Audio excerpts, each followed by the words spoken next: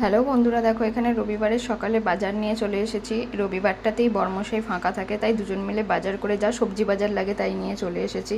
এখানে অনেক কিছুই বাজার করেছি। লাউ শাক দেখেছি, টাটকা টাটকা তো লাউ শাক নিয়েছি। এখানে ঝিঙে নিয়েছি, তারপরে এখানে বেগুন নিয়েছি। তারপরে বাজারের যা দাম, এখানে আদা রসুন নিয়েছি। তারপরে এখানে পেঁয়াজ নিয়েছি, কাঁচা লঙ্কা নিয়েছি।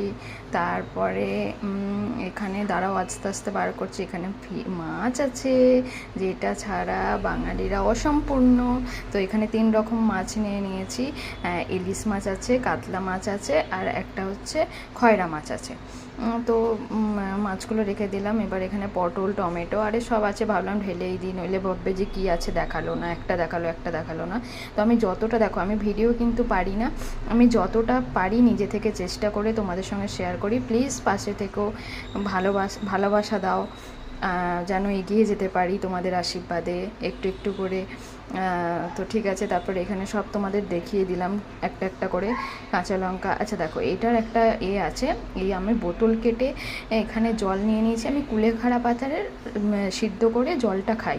তো এখানে কুলেখাড়া পাতা তো এক আঁটি তো একবারে খাওয়া যায় না, তাই এখানে 2 আঁটি কিনে এরকম করে রেখে দিই। অনেক দিন, প্রায় 1 থেকে 1.5 সপ্তাহ থাকে, পচে না, কিচ্ছু হয় না। তোমরাও এইভাবে রেখে দেবে, দেখবে খুব ভালো থাকবে।